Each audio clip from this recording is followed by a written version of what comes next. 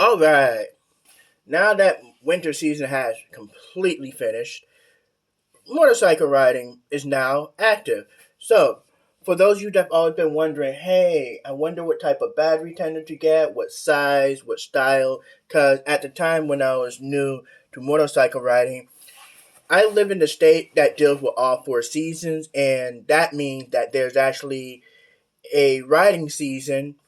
And when winter starts hitting, that means that's the end of riding season. You had to pretty much winterize your motorcycle. And one thing that I found that's very helpful and beneficial is a battery tender for the battery. You, it's not that hard. All you gotta do is pretty much, as you can see right here. This is my actual battery for my motorcycle.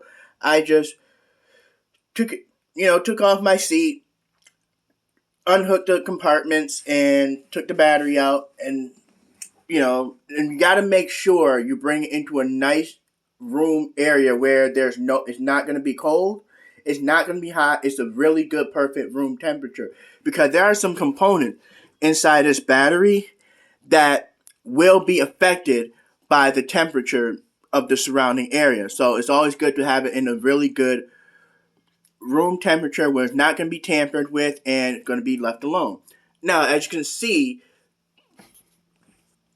this is all hooked up to the actual battery compartment, which is back here.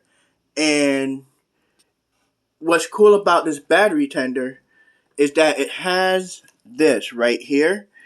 Like you can disengage, and also right in here is actually where you can put your spark, to prevent anything like crazy happening.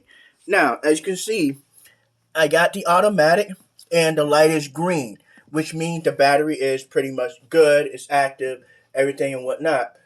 However, if it was red, as you can see, I don't know how well you can read the reading, but it will let you know red light means it's charging, green light means it's in storage. And what's cool about it is, even though the battery is pretty much in storage and it's full component, as time goes on during the winter season, it will like send out little output charge or whatnot, and it will continuously charge. Right now, it's fully charged, which means I can literally plop it into my bike, and boom, there it goes. Now, what's cool about this battery tender, as you can see, it's not that big. It doesn't hold up a lot of space. You can see I still got another room to add in another outlet, and it's not really going to interfere with this. Depending on how your electric outputs are throughout your house, the setup,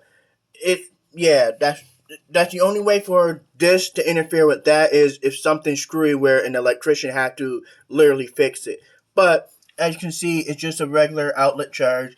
It sends out charging through the battery and it keep it. And as you can see where it says the input, yeah, pretty much 120 and all that stuff. Now, there are some battery tenders that are a lot bigger. And believe it or not, it really based on preference on what you're looking for. This battery tender, even though it's charging my motorcycle battery, can also charge a car battery.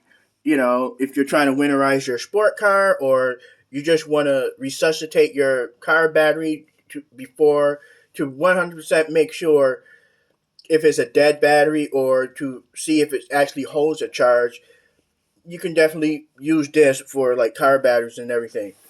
And like I said, it can be put anywhere as long as there's an outlet. But I will, once again, preference, depending on the surrounding area, the room temperature of where you're going to have your battery charged at, will affect the actual component inside the actual battery, which will pretty much indicate about how well it's going to be charged or not. So, as you can see, it's, my motorcycle battery is letting you know that it's dangerous, it's poison. And again, I have to preference this majorly. There are components in here, and as you can see, this is where I got it hooked, so that way it's completely charged.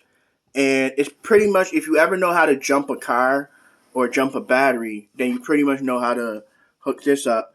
And again, it's not even that hard. Just plug this in, hook it up, or you just hook it up and then plug this in based on your preference. There are some bigger capacity sizes, but again, during winter season, it sucks that you can't ride your motorcycle during winter, but for some people they have. And but for the state that I live in, yeah, we had to winterize our bike and have it hold up. But now that pretty much winter is over, it's done its job throughout the winter season. So again, I would highly recommend a battery tender of any source, no matter how big, how small. There are some battery tenders that can charge more than one battery. It can charge like up to two or more. I haven't seen that bigger one, but they do, I will admit, it will cost more. They do become extremely pricey. This one I actually got as a gift. So, but I have probably think it's somewhere around $20. I'm guessing, depend on where you go in terms of any auto shop or auto parts store. They will have battery tender and they're priced differently. But again, I got this as a gift, so it's definitely been helpful out. And yeah, highly recommend you getting a battery tender or any. I mean, this is my only opinion on this product, and I'm not sure on how other products are, but from my experience, yeah, highly recommend it. And this is probably my, I want to say, second winter season where I used this.